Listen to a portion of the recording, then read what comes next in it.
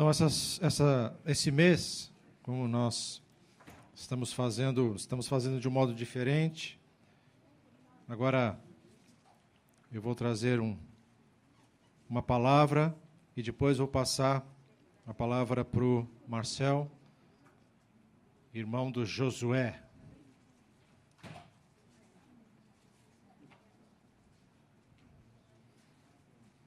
Para ele nos trazer um pouco da sua experiência no campo.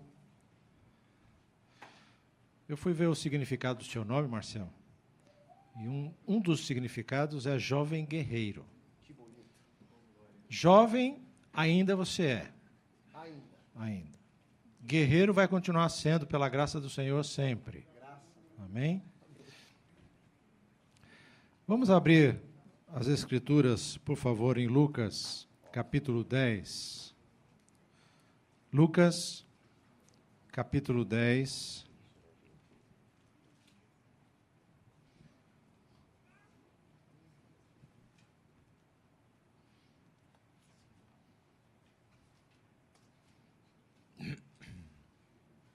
A partir do versículo 25, nós vamos ler até o versículo 37.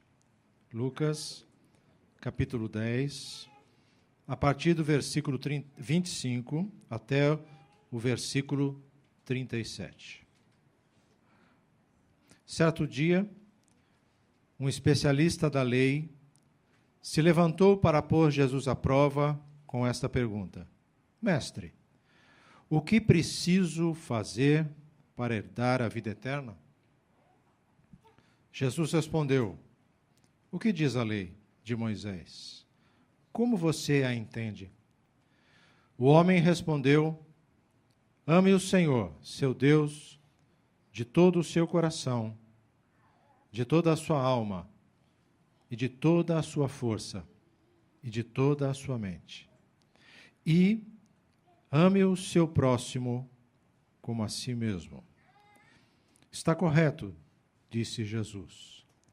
Faça isso e você viverá. O homem, porém, querendo justificar suas ações, perguntou a Jesus: E quem é o meu próximo? Jesus respondeu com uma história. Certo homem descia de Jerusalém a Jericó, quando foi atacado por bandidos. Eles lhe tiraram as roupas, o espancaram e o deixaram quase morto à beira da estrada. Por acaso, descia por ali um sacerdote. Quando viu o homem caído, atravessou para o outro lado da estrada. Um levita fazia o mesmo caminho e viu o homem caído, mas também atravessou e passou longe. Então veio um samaritano e, ao ver o homem, teve compaixão dele. Foi até ele, tratou de seus ferimentos com óleo e vinho e os enfaixou.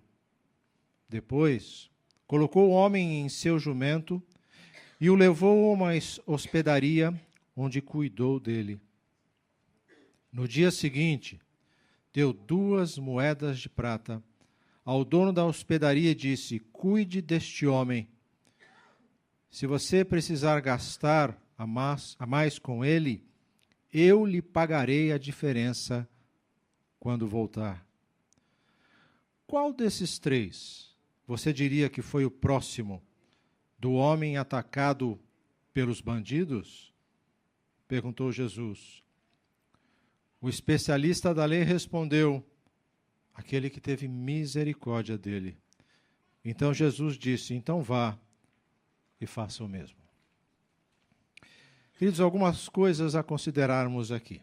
Primeiro, este homem da lei, um especialista da lei, queria só provar Jesus, não se informar, não aprender.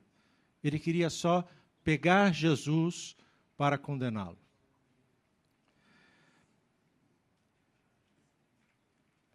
A pergunta dele foi com base nas obras. Ele não entendia a graça de Deus. Tanto que ele perguntou: o que preciso fazer para herdar a vida eterna? Um especialista da lei, alicerçado nas obras, não conhecia a graça do Senhor.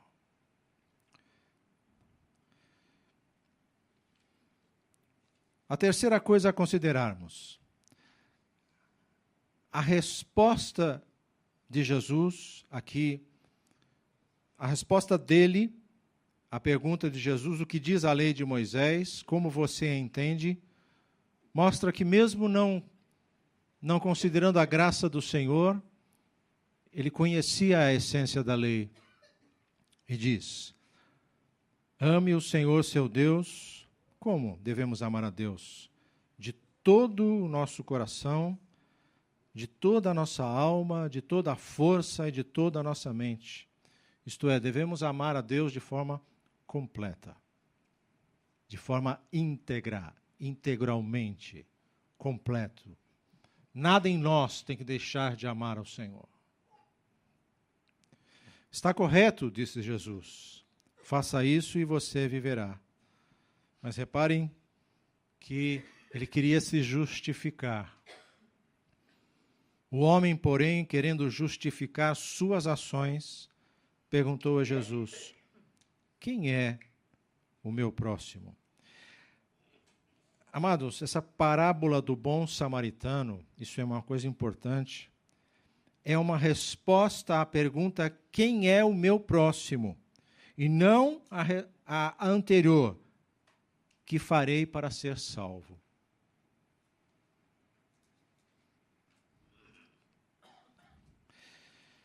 Três pessoas apareceram aqui. Primeiro, o sacerdote. Queridos, um sacerdote era proibido de tocar num cadáver, pois ele se tornaria impuro cerimonialmente. Ele viu este homem ao longe, não teve coragem, faltou-lhe amor e compaixão para chegar perto deste homem para ver se ele realmente estava morto. O que ele fez? Foi do outro lado. A cerimônia era muito mais importante para ele do que o amor ao próximo. O levita, a mesma coisa. Um judeu encarregado de serviço no templo, passou largamente longe. E reparem que Jesus respondeu com uma história: certo homem. Ele não disse se esse homem era judeu, não era. Provavelmente as pessoas entenderam que ele era judeu, mas Jesus disse: certo homem.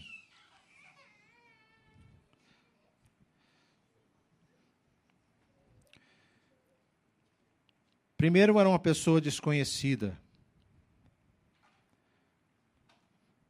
Quem é o próximo?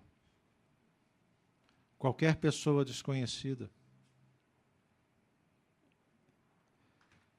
Segundo, o próximo pode ser uma pessoa de uma raça desprezada. Quando Jesus disse um samaritano, os samaritanos eram desprezados pelos judeus. O próximo pode ser uma pessoa de outra religião e até de uma fé herética. E reparem o que motivou este homem, este samaritano, a cuidar desse provável judeu. Versículo 33. Vem um samaritano e, ao ver o homem, teve compaixão dele. Paixão é sofrimento, com sentir a mesma coisa. Quem é a fonte de compaixão nossa, de amor? Jesus. Foi até ele, tratou de seus ferimentos com óleo e vinho, e o enfaixou, colocou o homem em seu jumento, isto é, ele foi a pé, o homem não tinha condição de andar, levou a uma hospedaria onde cuidou dele. No dia seguinte, deu 2 moedas de prata. aqui, se realmente fizeram a conta certa para o dinheiro da época, daria para sustentar aquele homem durante 2 meses na hospedaria. Ele deixou dinheiro para o sustento daquele homem durante 2 meses.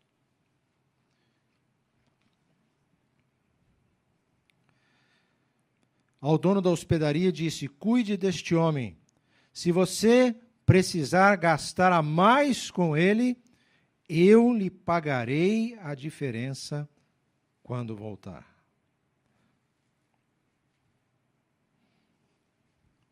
Não é o lugar de adoração ou a religião, mas é o amor que nos faz ver que qualquer pessoa é o nosso próximo. O vizinho chato, o chefe, que é o capeta, o pai, a mãe difícil, o filho, a filha, a esposa ou o marido, qualquer pessoa de outra religião é o nosso próximo.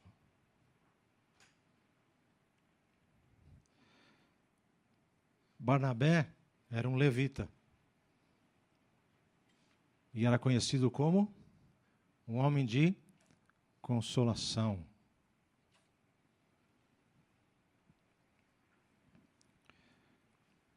Josué, que deu Josué? Josué, vem para cá, por favor, apresentar o vosso irmão, contar onde ele trabalha e tudo para nós. Boa noite, a paz. Vou pegar minha colinha aqui para apresentar meu irmão, né? Porque as informações complexas aí do rapaz. Deixa eu achar aqui. Pode vir aqui, Marcelo, por favor. Como vocês sabem, esse é o mês de missões, de missão. E nós temos... o tema é Bem-aventurados, Misericordiosos, e aí cada domingo nós vamos abordar uma realidade de trabalho, seja essa realidade distante da gente ou mais próxima, né? E o Marcel, meu irmão, privilégio estar aqui apresentando. Ele é formado em Ciências Sociais, também tem MBA em Liderança e Gestão Organizacional. É autor e coautor dos livros Fé Cristã e Cultura Contemporânea e Cosmovisão Cristã e Transformação, junto com o pessoal do Labri, quem conhece sabe. Esses livros foram lançados pela Ultimato. Há 19 anos ele atua em missões, todo esse tempo na área de desenvolvimento comunitário. Vocês vão entender um pouco melhor com a fala dele. Participou de alguns treinamentos para equipes de missionários na Bolívia, Senegal, Angola, Moçambique e em diversas regiões do Brasil, desde favelas e morros no Rio de Janeiro até o sertão nordestino. Atua hoje na liderança do IMBRA, que é uma organização, e do projeto Ação. Essa é a parte técnica da coisa, né? Mas o Marcel é um cara que eu considero um mentor, um amigo, alguém que me ajuda muito na caminhada cristã e na caminhada como ser humano. E é um privilégio muito grande poder tê-lo aqui, não porque é meu irmão, mas porque é um homem de Deus e que tem se engajado na realidade de maneira que glorifique a Deus. Então, vamos orar. Senhor Deus, te damos graças, ó Pai, porque temos o privilégio de poder aprender de Ti e ouvir sobre pessoas que têm se envolvido com a missão, com a Tua missão aqui nessa terra, ó Pai. Que o Senhor use a vida do Marcel para nos falar, que o Teu Santo Espírito possa falar a cada coração aqui através da vida dele, Deus. Que seja um momento de aprendizado, um momento de refletirmos sobre a Tua missão aqui na nossa realidade, ó Pai. Tudo para a honra e glória do Seu nome. Em nome de Jesus. Amém. Amém. Obrigado, Josué. Bom, pessoal, obrigado pelo convite. Eu sou missionário. Atualmente sou apoiado por uma igreja aqui em São Paulo, chamada Igreja Batista da Água Branca. Há 4 anos eu tenho estado com eles e participo da liderança dessas organizações que o Josué acabou de citar. E mais próximo de uma delas, chamada CAD, que eu vou falar rapidamente do que se trata, do que a gente faz, e atualmente meu trabalho em São Paulo. Eu sou casado com a Michele, que está por aí, pai da Sofia. Ali a Michele, dá um tchauzinho. Michele, a Sofia está lá com vocês, era uma menininha junto com a Karina. que estavam aqui na frente na hora da oração. E é isso aí. Obrigado mais uma vez. Eu conheço alguns de vocês. Tirando os exageros do que o Josué falou a meu respeito, é isso aí. Eu sou esse que está falando com vocês mesmo. Eu não sou teólogo, como você deve ter percebido, então a minha fala aqui, eu não vou pregar, não vou falar nenhum sermão da montanha, nenhuma análise exegética, teológica profunda a respeito dos estágios da alma kierkegaardiano e a crise e a angústia contemporânea e a resposta agostiniana a respeito disso tudo. Você pergunta para os seus pastores e líderes e eles te darão uma resposta mais apropriada. Dentro da minha limitação, eu vou conversar com vocês sobre, especificamente, o que foi me pedido, sobre a realidade, uma parte da realidade de São Paulo. O nosso tema é missões na periferia, e nós moramos numa das cidades mais poderosas da América Latina, e a nossa pergunta orientadora é: qual que é a realidade da periferia ou da pobreza em São Paulo? Que tipo de informação a gente tem? Existem favela em São Paulo? Quantas? Onde elas estão? Qual região geográfica da cidade é mais assolada por fenômenos de favela? Temos escolas públicas em São Paulo? Quantas pessoas estudam em escolas públicas em São Paulo até o ensino médio, por exemplo? O que isso significa para a gente, como Igreja de Jesus Cristo, inserida nesta cidade, nesse contexto? Às vezes eu tenho a impressão, talvez algum de vocês, que parece que a igreja, ou a gente mesmo, é aquele personagem que aparece para Jesus, ele é cego, Jesus toca nele, ele abre o olho e começa a ver a galera, e Jesus pergunta: e aí, o que você está vendo? Aí ele fala: estou vendo homens como árvores. Lembra dessa história? Eu enxergo mais árvore do que gente. Parece que as árvores são mais visíveis para mim do que a própria realidade dos seres humanos, do que uma criança na rua, ou da realidade de uma favela. Então, a nossa breve conversa hoje pretende sensibilizar você a respeito desta realidade dita periférica em São Paulo. E o restante, pessoal, será o Espírito Santo que vai fazer, não o Marcel. Todo esse olhar a partir de um certo paradigma de missão que brevemente eu compartilharei com você, e no meio dessa história eu vou falando sobre a minha própria inserção nesse contexto de missões, como Deus tem conduzido a gente nessa caminhada. Por favor, muito obrigado. Nosso tema é esse daí, pode passar para frente. Eu sou missionário, como eu disse para vocês, da liderança dessa organização. A minha trajetória pessoal, eu terminei o ensino médio e os meus pais, junto com a liderança da igreja, que estão aqui entre vocês, meu pai está ali, minha mãe está por aí.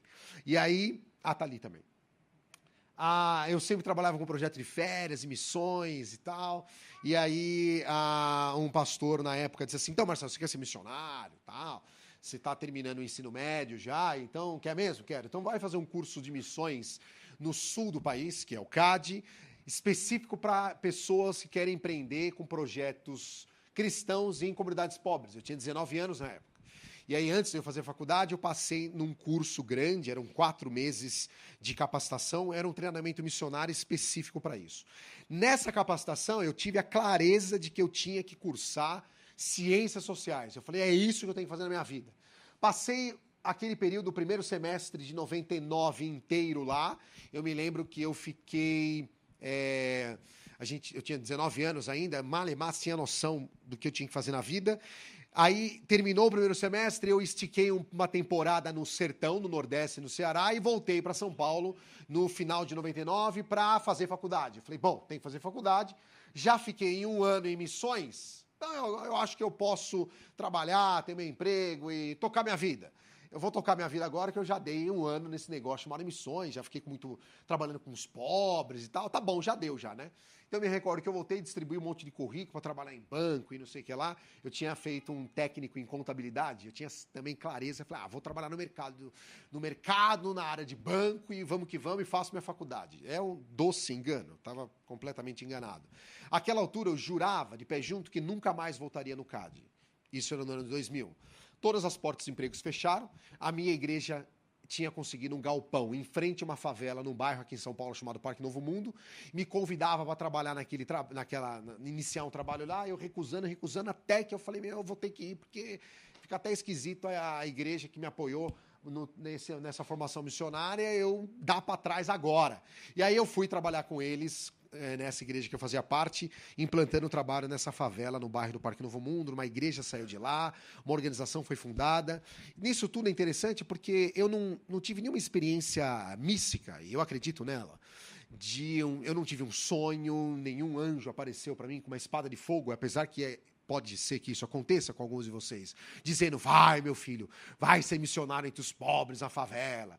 Eu não fui assim querendo, sabe aquelas histórias missionárias mirabolantes, que a pessoa fala, nossa, eu fui lá porque eu amava aquele povo, eu queria estar no meio do barraco, eu não queria muito assim, eu fui porque eu vou ter que ir, porque eu vou obedecer. Talvez você nunca vai sentir nada, não vai sentir nada, eu não senti nada, para ter o tipo de engajamento na área que Deus quer que você tenha. E se você for esperar sentir alguma coisa, é bem provável que talvez você fique o resto da tua vida com uma vida medíocre em relação à tua vocação. Então obedeça.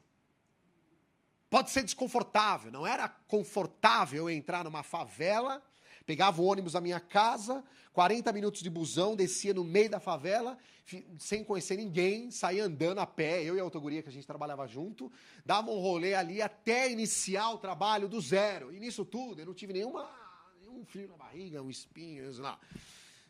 Uma colega nossa missionária entre os índios teve uma experiência bem diferente da minha. Ela estava no treinamento missionário, um passarinho pousou na janela e o passarinho falou com ela. Uau! Ela não tinha fumado nada, que ela era crente.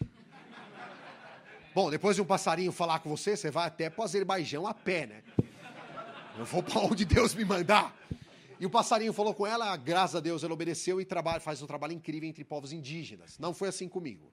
Pode ser que seja com alguns de vocês. Mas o final da história foi uma resposta de obediência. Eu fiquei 3 anos nesse trabalho, aí eu terminei a graduação, a minha igreja mudou a estratégia de missões, e eles cortaram o sustento missionário, e aí eu trabalhei em colégios públicos, percebi que é um campo missionário, colégio público, e aí depois eu fui convidado para voltar para o CAD, voltei para o CAD, fui diretor-presidente de uma unidade do CAD. O CAD é uma organização missionária, desenvolve projetos em favelas, em 10 cidades no Brasil, no Sertão, em Morro do Rio de Janeiro, e na periferia de Curitiba, no interior do Paraná e em outros lugares do Brasil, atendendo crianças, adolescentes, trabalho com geração de renda em comunidades pobres. Voltando para São Paulo, eu trabalho na gestão de um projeto dessas 2 organizações, uma delas chama Instituto Muda Brasil e a outra Expresso Ação, que trabalha em frente ao aeroporto de Congonhas.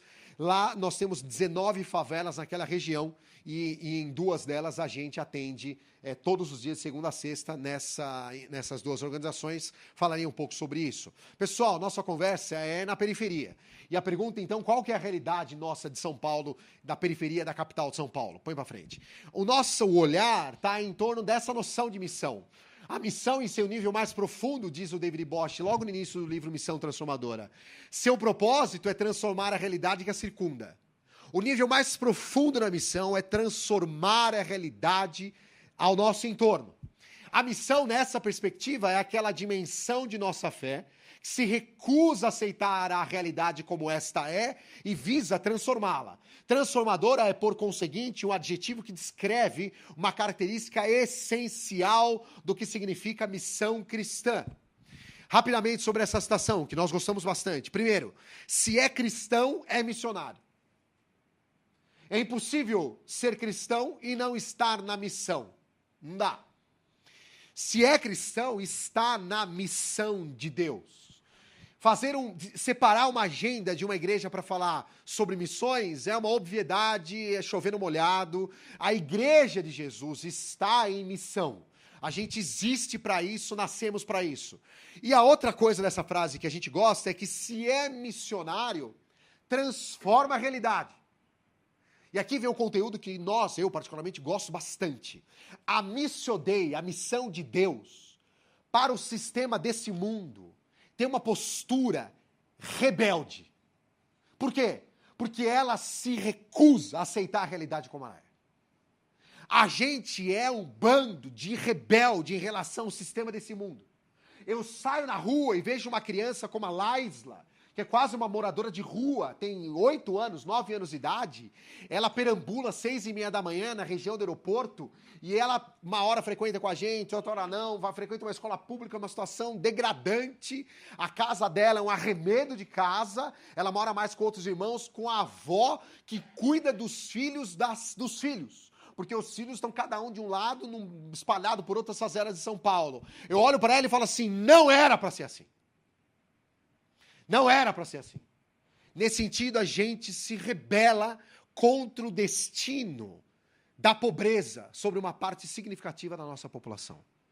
Missão é a resposta rebelde por parte dos cristãos em relação ao sistema desse mundo. Quando a música toca e todo mundo se ajoelha diante daquela grande estátua, os 3 desobedeceram. Você se lembra dessa história? Somos nós. Sou eu e você.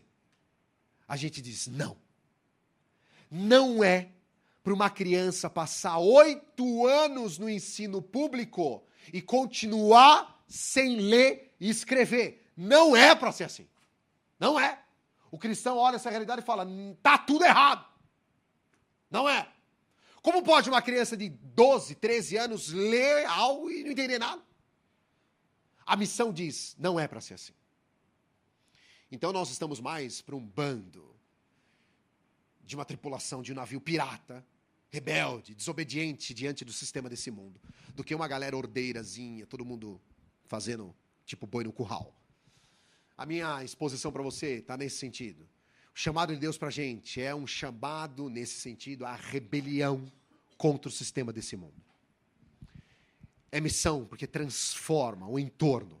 Então, a próxima pergunta seria, Marcel, e qual é o nosso entorno, então? Em São Paulo. Vamos na próxima. Fala sobre os pobres.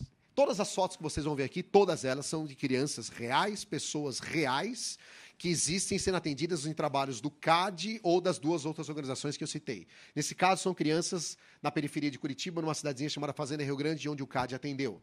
Pode passar. Eu gosto dessa frase, de João Guimarães Rosa, está naquele livro chamado Primeiras Histórias. Para o pobre, os lugares são mais longe. A pergunta é, qual que é a experiência de pobreza? O que significa uma população morar em favelas, distantes dos centros, dos serviços disponíveis do centro?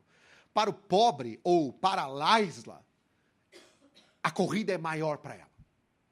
Para as Laislas da vida, é o nome da nossa menininha, a carga é mais pesada para ela. É como se o sistema desse mundo falaria, fica tranquila, Laisla, ainda mais que ela é menina, né? Menina e negra. Essa tá ralada. Teve o azar de nascer da cor da pele errada, do sexo errado, no CEP errado. Essa já tem o carimbo da desgraça no meio da testa. Mulher negra de favela. Tá ralada. Para os pobres, os lugares são mais longe e a vida é mais pesada. O Rosa tinha razão. Essa é uma foto de uma das cidades que o CAD atende, acho que é no Espírito Santo. É bem interessante. Pode pôr uma próxima.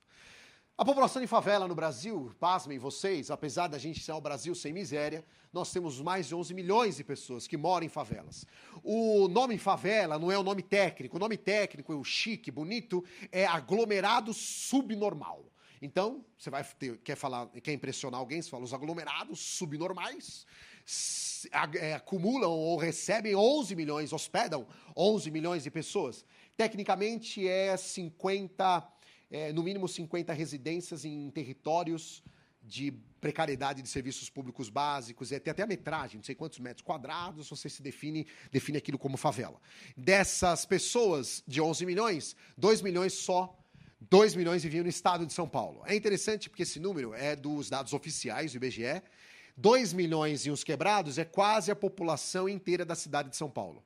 Você quer ter noção do que significa o número de favelados oficialmente reconhecidos no estado?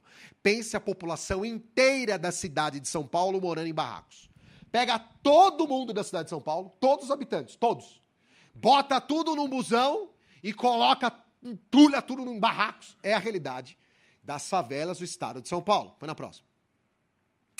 No Brasil, em termos de crianças, quantas crianças estão na favela ao todo? Mais de 3 milhões de crianças. E para a lupa do IBGE, criança é ser humano entre 0 e 14 anos. Então, só essa faixa etária, mais de 3 milhões de pessoas hoje, entre 0 e 14 anos, estão morando, vivendo naquilo que a gente chama de favela. Na próxima, por favor. No estado de São Paulo, são 800 mil, segundo a lupa do IBGE. Põe na próxima. E aqui na nossa gloriosa cidade, a cidade acelerada, quase 400 mil pessoas, segundo a lupa do IBGE no ano de 2010, que é o dado oficial mais recente que tem. De 2010 para 2017, você mesmo vai perceber que muita coisa rodou.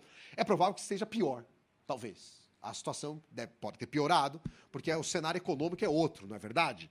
Quase 500 mil de crianças, a gente pode estimar, sem medo de errar, de crianças morando em favelas na nossa cidade, em São Paulo.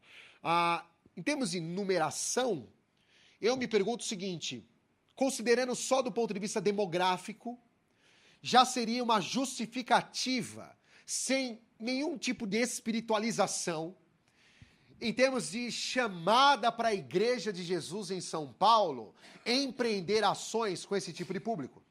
Uma vez eu recebi uma pessoa, lá no CAD ainda, eu às vezes escuto comentários assim, mas a nossa igreja é uma igreja de classe média. Ele quase completa a frase dizendo, minha igreja é uma igreja de classe média, branca, né, magra, branco, magro, classe média, é a galera mais chique e tal. Assim, no imaginário de determinado tipo de gente. Então, assim, não rola muito a gente trabalhar com pobre e tal, a gente tem um público mais universitário, a galera profissional liberal. Eu falei, legal, então você tem que mudar de país, né? Porque aqui nesse país temos 11 milhões. 11 milhões, não é um númerozinho que dá para ignorar, não é verdade? Eu dizia para a pessoa. Muda de país, então. Ou melhor, pode ir para Dinamarca, Noruega, Finlândia, Suécia, Groenlândia ou Polo Sul.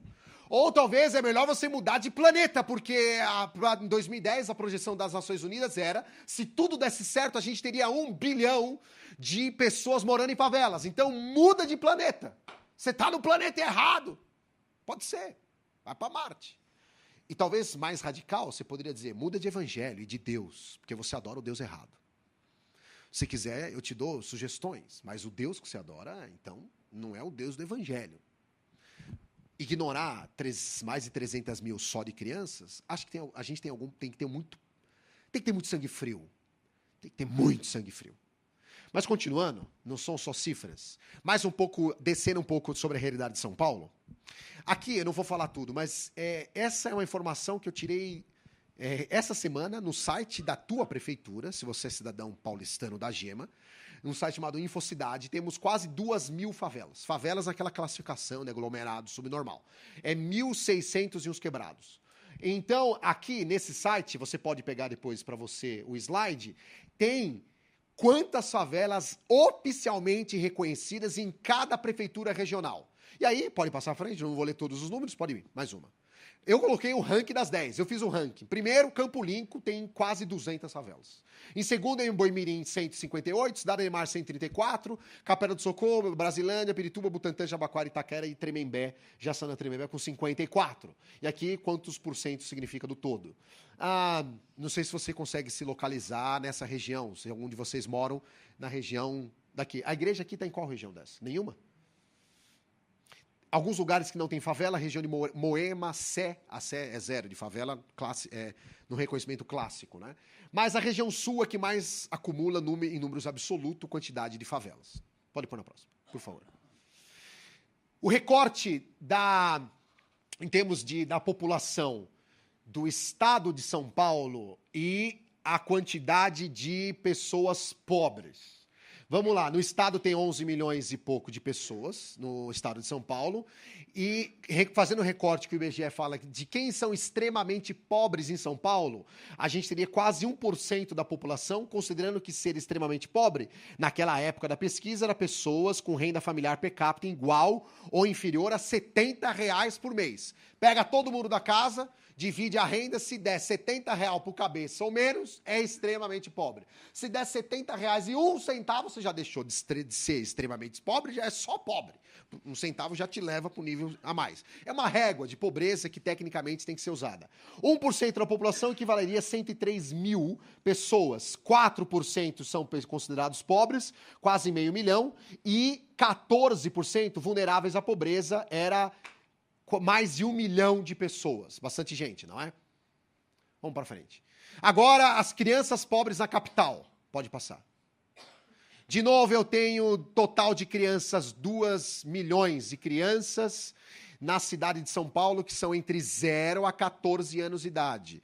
Desse total, Você percebe como a pobreza é diferente para a criança? A porcentagem é mais pesada, não é? Quase 2% delas são extremamente pobres, só na capital, mais de 40 mil crianças. Pobres, quase 200 mil. E crianças vulneráveis à pobreza, que são pessoas com renda domiciliar per capita igual ou inferior a R$ 250, é quase 1 milhão de crianças vulneráveis à pobreza. 600 e pouco mil crianças na capital, São Paulo, na situação de vulnerabilidade à pobreza. Põe na próxima, por favor. Um pouco sobre a realidade da educação em São Paulo. Pessoal, foi claro para a gente que as escolas públicas são um campo de missão. É um campo missionário. E nós temos na nossa cidade, apenas na nossa cidade, mais de 2 milhões de pessoas que estudam, independente da faixa etária, no ensino fundamental até ensino médio. É muita gente. 2 milhões é um país, não é? Alguns países, de repente. É muita gente. Tem cidades no Brasil que não tem tudo isso de gente, não é verdade? 2 milhões são bastante pessoas. A nossa organização aqui em São Paulo fez uma ação muito simples, que a gente acredita que qualquer igreja que tiver um mínimo de iniciativa conseguiria fazer. Nós mapeamos as escolas públicas do nosso entorno. No nosso caso, 90% da população que frequenta escola pública vem de favela, lá na região do Campo Belo, a maior parte delas. E aí, então, a gente pensou, se nós entrarmos nas escolas públicas, nós afetaremos as crianças mais pobres. Então, nós fomos lá e fizemos uma ação, propomos uma ação simples para a diretora. A gente quer pegar crianças acima de 14 anos e oferecer um ciclo de palestras ou de uma formação breve, diretora, para a área de empregabilidade. A senhora permite? A mulher falou, venha. Quando vocês querem começar? Comecem já. Porque naquela escola pública, só 2 organizações têm parceria, nesse tipo de parceria. Uma delas é a nossa, aquelas 2 últimas que eu mostrei para vocês, o Instituto Muda Brasil. E uma outra que todo final de semana está lá religiosamente ministrando para a comunidade, que é uma organização espírita, fiel. Eles são missionários. Todo sábado, os missionários deles vão lá e fecham a escola, mobilizam a comunidade e ministram para a população algum tipo de serviço dentro da agenda espírita. Das organizações evangélicas, no bairro do Campo Belo, naquela escola, nenhuma. Só uma. Que era a gente. Uma. E estava lá. A escola, alguém poderia dizer, mas a escola é recente, né? A escola foi fundada recentemente, vai ver que a gente não sabe que se tem escola lá. Não, a escola foi fundada nos anos 60. Acho que ela está lá há bastante tempo. Mas a gente, nessa resposta cristã de ministrar num espaço público que é meu e teu, só é possível a gente compreender isso na pegada de que ali também é um campo de missão. Então nós estamos lá. Encerramos esse ciclo e abriremos mais um outro, no mês de agosto. Nossa organização é pequena, tem pouca perna, não dá para ir todo dia. São 6 encontros de 1h30 no máximo, e são quase 70 crianças acima de 14 anos. É uma escola com 500 crianças e a gente mapeou 3. A minha organização consegue chegar em uma, porque não tem, é muita gente, muita escola. 2 milhões de crianças. E aí uma outra pergunta que a gente fez é, dos adolescentes na cidade de São Paulo, quantos deles estão fora da escola? O número que nós encontramos, segundo a nossa lupa governamental, é esse daí, 74 mil. E aí a pergunta que você faz é, Marcel, o que 74 mil pessoas entre 15 e 17 anos fazem fora da escola? Como é que é isso? O que eles estão fazendo, né? O que uma pessoa de 15 anos, que deveria estar no auge da sua formação acadêmica, não é assim? De decisão e definição vocacional, profissional, faz fora da escola. Faz o que você deve imaginar o que faz. Você sobe uma biqueira, um beco no morro perto da Águas Esprairadas, que é onde a gente tem fronteira, e aí você encontra os meninos com bolos e dinheiro, e a nossa galera subindo e comprando papelotes de cocaína ou maconha. E o menino está lá. Ele deve ter uns 16 anos, mais ou menos. E está muito bem. No aeroporto de Congonhas, tem uma suspeita, não há nenhuma evidência. Não sei se você já pegou voo lá e viu meninos com aqueles trecos de engraxar sapato. Uma parte daqueles meninos, uma parte deles, podem ser, é suspeita, não há nenhuma comprovação, de uma rede de exploração sexual de crianças e adolescentes.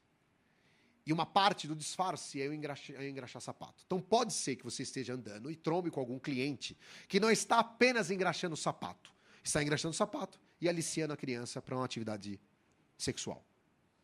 Uma criança, tecnicamente não existe o termo prostituição de criança. Criança não se prostitui, criança é explorada sexualmente.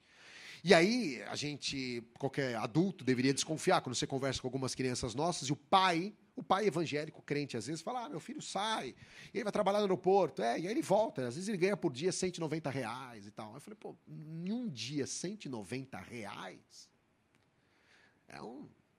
Mas, pai, você acha que é... E aí, mas o que ele faz? Me conta, qual? É um empreendedorismo incrível. Uma criança que não vai na escola e mobiliza. Aqui na igreja de vocês tem um CEO de uma empresa grande de negócio e-commerce. E você conversa com ele depois. Ele tá aqui olhando para mim.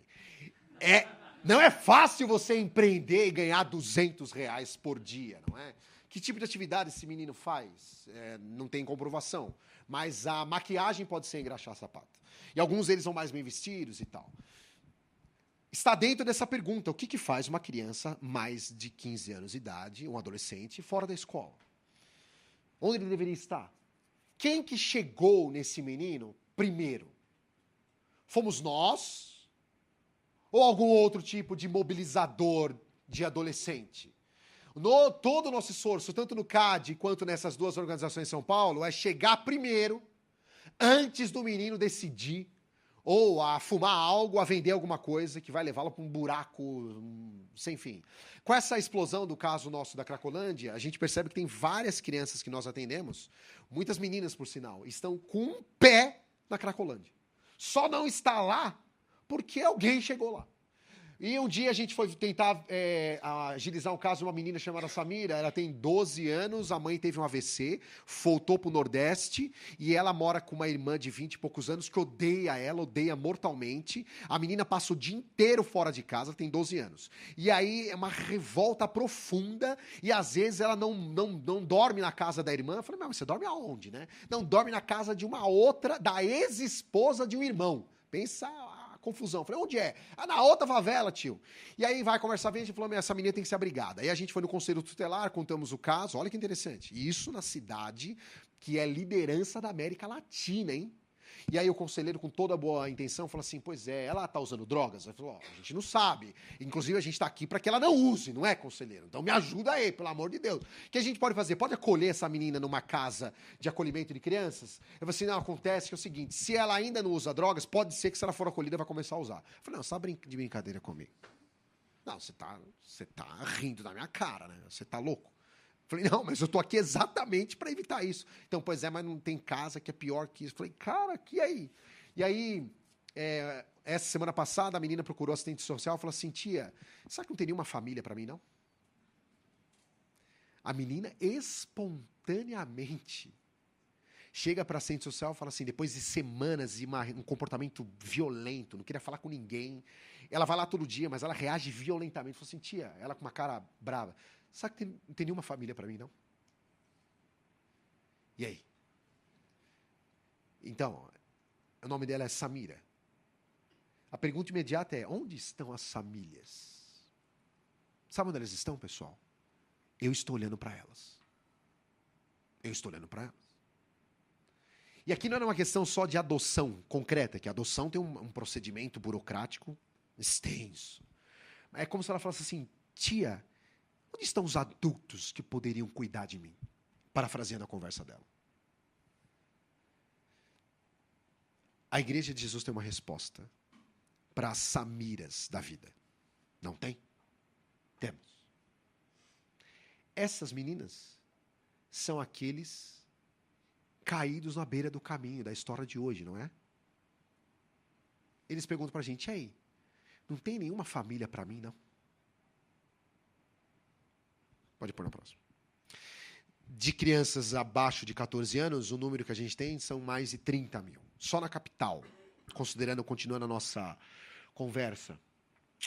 E aí, a pergunta que você pode fazer imediatamente é que tá bom, Marcelo, legal, um monte de número, e eu oro para que você receba isso não só como uma multidão de números, são histórias por trás desses números.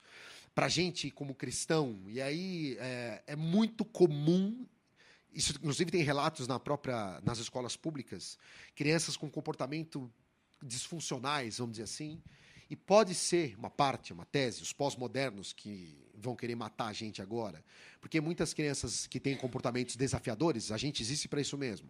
E aí a gente fala assim, pô, eu preciso conversar com seus pais, então vamos conhecer um pouco os pais. Aí vem os pais, aí vem a mãe, e uma outra pessoa fala, tal, e aí, como é que é? Aí eu era ingênuo ainda, no começo do ano. E em São Paulo eu deveria esperar mais isso, né? É a mãe e a mãe. O pai está preso e a mãe está com uma companheira. A companheira é mais jovem que a mãe. E aí, nesse caso, a companheira é próxima da idade do filho. E o moleque pirou. Tipo assim, ficou completamente num vazio de referência familiar, porque a mãe dele, de repente, aparece com a namorada e vai botar a namorada para morar em casa, e o menino fala, meu, e o pai está preso.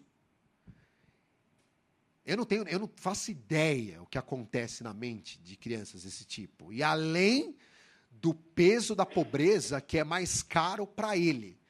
Tecnicamente, as pessoas falam do custo da pobreza. O custo da pobreza é muito mais pesado para esses pobres da periferia, que tudo é mais longe, tudo é mais caro, tudo é mais difícil até chegar até eles.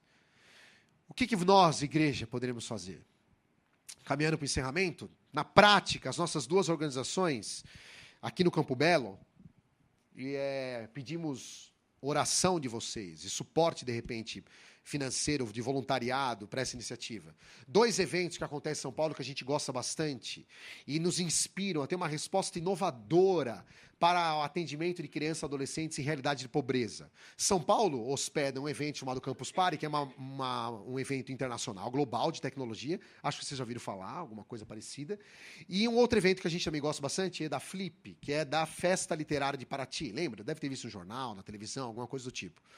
2 coisas que nós acreditamos. A gente pode mobilizar a criança e adolescente, entregar um serviço inovador na área do terceiro setor cristão, com um baixo custo de operação, alto valor agregado, com uma mensagem transformadora que faça uma interseção entre arte e tecnologia. O nosso sonho de consumo é um ambiente educacional que funde para a criança, de uma maneira lúdica e inspiradora, as ciências exatas e as ciências humanas, as humanidades. E a gente pensou, por que não fazer uma Campus Party dos pobres? A criança que a gente atende nunca teria acesso a um ambiente de tecnologia saudável e seguro se uma ONG não tivesse uma ideia meio aluxada e resolvesse fazer isso. Então, nós mobilizamos educadores e a gente vai fazer no mês de julho inteiro a Campus Party dos pobres. Pode pôr na próxima. E o nome que a gente deu, não pode usar o nome do Campus Party, é a nossa chamada Tech Party.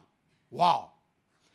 Durante o mês de julho, começando segunda-feira agora, quase 100, aproximadamente 100 crianças de favelas do entorno do bairro de Campo Belo estarão participando de uma grande agenda de educação que envolve desde hackathons, é um torneio de programação, até que fez 32 horas de hackathon. A gente queria fazer 72 horas, porque a gente é crente. O cristão empreende. E aí eu falei com a minha equipe, vamos criar um programa de 72 horas de programação. E a galera falou, não dá, porque não vai dar tempo e tal. Eu falei, então reduz para 50. Talvez a gente vai conseguir fazer um pouco menos ainda, mas ok. Mas já é uma coisa inédita, um software voltado para criança e adolescente na área de programação. A criança vai estar participando de um torneio, vai receber um prêmio no final. A gente vai produzir oficinas de óculos e realidade aumentada, conseguimos uma doação, compramos 16 Google Chromeboards. Já viu falar nesse negócio? Tem coisa que nem eu sabia, que o moleque da favela vai saber mais do que eu. É um artefato de papelão com uma lente, ele vai desenhar o negócio, coloca o smartphone na tela e o treco salta para dentro dele. Os nossos educadores foram desafiados por mim. Nessas horas é legal você estar na liderança, né? Eu falei assim, vamos criar um produto que faça uma supressão espaço-temporal. Os caras, mas como é que é isso? Não sei. Você desenvolve aí uma linguagem, codifica aí, o menino vai ter que entrar naquele mundo. Marcelo, você está ficando louco. Não, mas a gente é crente. A gente dá conta do recado. E aí eles estão bolando várias atividades que incluem isso, vídeos 3D e etc. Pensem do que significa o menino entrar num contexto deste, com aquela convicção que a gente tem de que o evangelho de Jesus transforma todas as coisas. Mobiliza e inspira talentos e vocações. Eu não faço ideia qual vai ser o futuro de algum desses meninos. Eu não sei, Deus sabe. Então nós faremos tudo o que tiver ao nosso alcance para despertar e inspirar aquilo que Deus colocou neles. Então, a nossa Tech Party mobilizará tudo isso. Vai ter um campeonato de videogame, exposição com as parafernálias que eles vão criar, com vídeo e fotografia, com técnicas como o Chroma Key, que vai filmar e coloca um fundo diferente. A criançada tá pirando. Uma coisa incrível. Vai acontecer agora em julho. Você pode participar com a gente e ser nossos apoiadores também. Depois na próxima, acho que eu coloquei aqui. Aqui tem um videozinho. Fechamos uma parceria, uma empresa vai doar pra gente uma oficina inteira. A nossa proposta, se eu conseguir convencer a minha equipe e essa empresa, é construir uma impressora 3D. A criança vai construir a impressora e eles vão imprimir produtos em 3D em 2 dias. Não sei se vai dar tempo, mas, bom. A galera da Apple produziu coisas incríveis, né? Porque nós não podemos também, em 2 dias. Pode ser meio louçado, mas o cara da empresa topou a ideia e a gente vai desafiar a nossa galera para fazer e vamos ver se vai dar certo. Põe na próxima. Quero que crie. Em agosto, não aparece aí, mas a gente vai fazer uma jornada preparando a gente para a nossa festa literária. O tema das atividades são as Crônicas de Nárnia. Durante o mês de agosto inteiro, todas as nossas crianças vão ler todas as Crônicas de Nárnia. A gente está propondo uma força-tarefa mirabolante. Educadores estarão lendo todos os dias trechos do livro até completar todas as crônicas e trabalhar com atividades com ele. A nossa percepção é assim, a gente quer empreender com ação inovadora para a população das favelas, porque é direito deles. O Evangelho de Jesus Cristo nos inspira e nos mobiliza a empenhar ações inovadoras nesse tipo de atividade. E as crianças pobres têm o direito de acessar isso. Nós não estamos fazendo favor nenhum, é direito. E do ponto de vista da missão, é a nossa vocação. A criança da favela tem o direito de saber que existe um Deus que organiza a realidade com lógica e inteligibilidade, que pode se refletir numa ação que envolve matemática aplicada e artes, e literatura e fantasia, numa perspectiva cristã. Por que a gente não faz? Porque eu estou preocupado com outras coisas. Mas nós não. Nós vamos fazer. E eu oro para que você também seja despertado ao longo desse mês. É o mês inteiro de reflexão sobre isso, né? Como igreja de Jesus, por que nós estamos aqui? Nós existimos para falar das boas novas do Evangelho para todas as pessoas. E do ponto de vista demográfico, eu estou só apenas alertando vocês que temos 2 milhões de pessoas em escolas públicas, temos 3 milhões de crianças em favelas, e mais algumas centenas de milhares só em São Paulo que moram nesse contexto. E se você ainda tiver alguma dúvida, tem um mapinha de onde estão a galera. Tá lá na Prefeitura Regional e o número, você pode ficar tranquilo, bate lá na Prefeitura que os caras vão te dizer o que é. É por isso que vocês estamos aqui. Porque é o Evangelho de Jesus Cristo que transforma tudo. Se essa igreja quiser participar com a gente dessas ações incríveis, no mês de julho, me procure. Precisamos de aporte, ajuda de voluntários, ajuda financeira para a compra de lanches. Nossa organização é pequena, não temos tanto orçamento, mas desde bolacha de chocolate, se você tiver. Você não faz ideia qual é o efeito de um bombom, sonho de valsa, num aconselhamento de uma criança tipo Laisle Samira.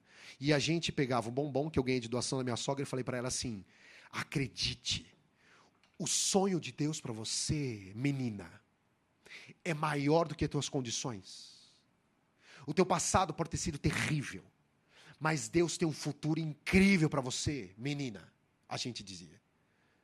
Para mães, para adolescentes. E a menina olha e fala, e aí pedagogicamente fala, então pega esse bombom e saiba que Deus está falando isso para você. Sou eu que estou falando isso para você. É um poder incrível. Então, às vezes, você fala assim, Marcelo, mas eu não tenho dinheiro, não tenho nada. Você quer ajudar com um chocolate? Eu recebo. Não vou comer. Eles vão comer. E como vão comer? Vão comer um monte. No ano passado, a gente fez uma semana de Rectal. Aí nós colocamos à disposição lanches. E aí a gente falou assim, não, vamos dar o refrigerante top do mercado. Porque a gente quer que esse moleque que está participando de um hackathon, é uma coisa inédita, ele tenha acesso e beba à vontade, porque é o melhor que a gente pode dar. Então vamos dar. Decoramos toda a sala, botamos um som bem assertivo e o menino ficava lá. Era uma cena incrível. A gente fez um teste em novembro do ano passado, uma semana de hackathon. 10 ou 16 meninos participaram da etapa. E eu olhei e falei assim, é o reino de Deus. Crianças de favela, codificando. Por que que faz isso? Porque o evangelho transforma tudo. É nisso que a gente crê. Participe conosco nessa empreitada. Isso não é um discurso triunfalista. Lembre-se, o triunfalismo é a crença na minha própria força. É o discurso da revolução. Quando a gente se unir, vamos derrubar o sistema. Falei, não, o sistema que vai derrubar é Jesus. Eu vou apontar aspectos de ruptura. Nesse sentido, a gente quer antecipar uma realidade que só Jesus vai fazer quando ele voltar. Então a gente se esforça e fala para o menino, vem, que aqui tem uma chance. Há uma chance, pode ser a única chance dele. Então nós queremos ser a única chance dele, se for esta. Você entendeu o que eu estou dizendo? Não é um triunfalismo, assim, tudo vai mudar, a gente vai acabar com a pobreza no mundo. É bem provável que não. Mas onde nós estivermos, um pouco mais do reino de Deus será exemplificado, apontado, porque a vanguarda da missão está lá. Você pode participar desse negócio. Me procure no final. De tédio, você não vai morrer. Eu garanto para você. Se essa igreja tem adolescentes, meninos, eu não sei qual perfil de vocês, que no mês de julho estarão morrendo de tédio, no período de férias frio do inverno, fala para eles se esquentar conosco, nos ajudando numa monitoria de um campeonato de Xbox que a gente vai fazer com o FIFA 2016. A gente quer fazer um grande campeonato, os meninos vão surtar, eu espero, pelo menos, e vão participar, e quem vencer vai levar o Xbox completo para casa. A nossa percepção é assim, para que a gente vai fazer isso? Porque lá, pessoal, numa iniciativa liderada por cristãos, apaixonados por Jesus, é o lugar mais seguro do mundo para o menino estar. Que ele fique a tarde inteira alucinado num videogame comigo e com vocês, com seus adolescentes cristãos, do que num risco no aeroporto de Congonhas com uma maleta de engraxate. Está entendendo o que eu estou dizendo? Então é assim, venha conosco, que aqui pode ter uma outra chance de relacionamento transformador, de inspiração. Se você tem adolescentes, meninos preferencialmente, que a nossa maior parte do público é menino, acima de 16, já tem um lugar para ele não morrer de tédio. Comigo no videogame. Beleza? E todo o restante de suporte é bem-vindo. Ou doação em dinheiro para a gente comprar lanches, ou a própria guloseima que você tiver a oportunidade de oferecer. Fale comigo e a gente vai fazer uma coisa arrasadora no mês de julho. Porque o evangelho é assim. Amém, queridos? Posso orar por vocês? Deus, obrigado por essa igreja. É a igreja que está na missão. Que eles não tenham uma visão medíocre a respeito deles mesmos. Que eles não tenham uma visão limitada a respeito da identidade deles em Jesus. E que desta igreja surjam respostas para as perguntas das Laislas da vida, das Samiras da vida. Quando elas perguntarem assim, tio, será que não tem uma família para mim? Nós ouviremos uma resposta daqui. Uma iniciativa transformadora, baseada no teu evangelho. Em nome de Jesus. Livra-nos de uma visão acanhada da fé e do evangelho. Abençoa a liderança dessa igreja, que seja uma liderança inspiradora, que daqui seja um grande centro incubador de iniciativas transformadoras para o teu reino. Em nome de Jesus eu oro e te agradeço. Amém. Obrigado, pessoal. Foi um prazer.